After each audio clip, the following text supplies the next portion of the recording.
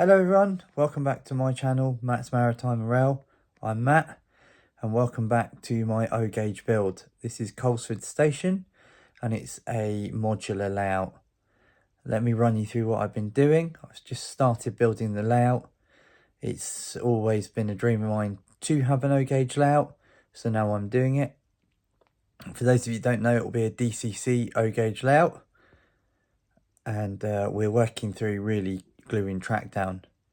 Essentially, the principle behind this one is to have a modular layout that's DCC, and the principle really was to take the sort of Hornby train set loops, blow it up to O-gauge and make it at least 30 foot long, and then have the curves for brass locos, and then see what we could come up with. And I shall show you just about where I am. So sit back and we'll get into it. I've also scratch built these platform sections just to get an idea of what's going on. I haven't quite finished it, but they're the right height for Mark 1 coaches, which is around my period in time. So I'm going to build another 2 sets, so another set of 4 foots and another set of 2 foots to accommodate the right length trains. Although it doesn't matter too much on the branch, though it will help for looping stuff and bigger freight. As you can see, I've just put down the next section of cork. That's currently drying. There's not much else we can do there. And I've run out of weights, so I can't put any more down. Really frustrating. But I've started setting track out and getting down. This board, as I said, is all done. Need to get the point motors for those 2 points though, but all the holes are drilled for it. I've still got to take the spring out of that one.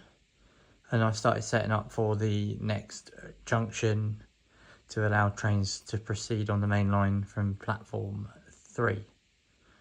Also, don't worry about that curve, it looks a bit tight. I haven't finished that yet. I haven't quite made my mind up on where exactly it's going to go through into the back scene, but it will, and it will go through a bridge and then that's off scene. So that there at the very back somewhere will be a fiddle yard that will accommodate our branch line trains. See, our resident Dalmatian's just turned up. I don't know what she's up to. She hasn't been in here all day. See if she comes back. There she is. Hello, Dalmatian. You're off, are you? So we'll go back there. So the 2 main lines will carry on straight. Probably for another 8 foot, and then there'll be scenery around that before it curves back into the main fiddle yard. So the premise of this was to take a train set of 2 loops, stretch it out into the next gauge to something where you can get a big train running, and then from there add a bit. So that's what the idea of the branch line is. When you get your extra sets of points and things at Christmas time, then you could add on. So that's essentially what I'm doing, taking 2 very giant loops and then adding a branch line in, and we'll go from there. So it's just a quick update. There is some new stock on the way and I'll go through that. There's also some more track that all comes from the kiln line. So Robert, the kiln line, you may have seen his videos, he's decided to go to the NG7. So the standard gauge stock, I moved quite quickly and said, can I have that? And he sold it to me at a very, very fair price. I'll put a quick link to his channel in my bio, and I'll see you in the next one.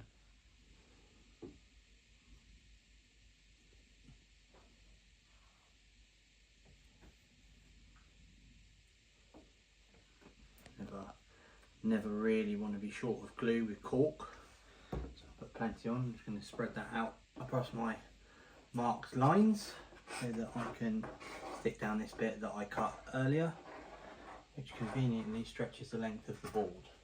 The bit I'm gluing now is the main line. So this will be the double track main line that feeds round.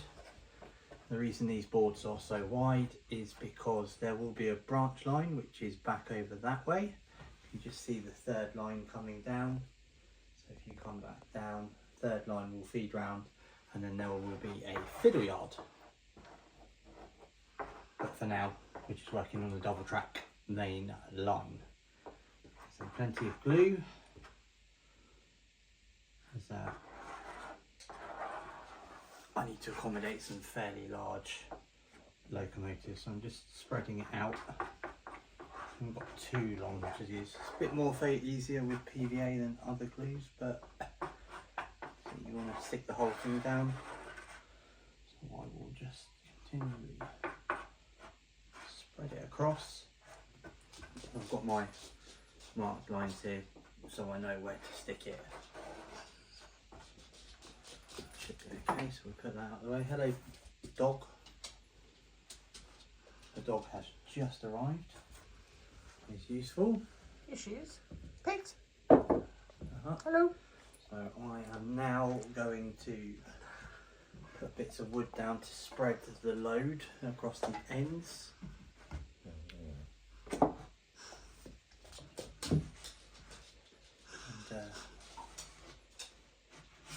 make sure that it transfers the glue across the whole of the cork. And then after that, reach, weight down.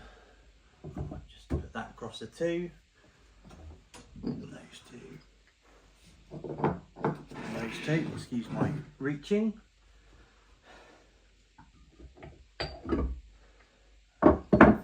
That, as we say, I'll just take that one off. That looks pretty dry. It's there. That's the next bit of cork down. So that's a little update of where we are. Roughly we've got 20 foot of the first loop laid and most of the branch loop line. It's a bit confusing, loop and loop. So the main loop and then the platform loop are predominantly done and the dropper wires are on. I'm just going to leave you with a little advert for my railway society. We're having a model railway show last week in October. Online tickets will be available soon, but I will share with you the first trailer of what's coming. So I hope you all enjoy that, and thank you, and hopefully we'll see you in the next one. See you later.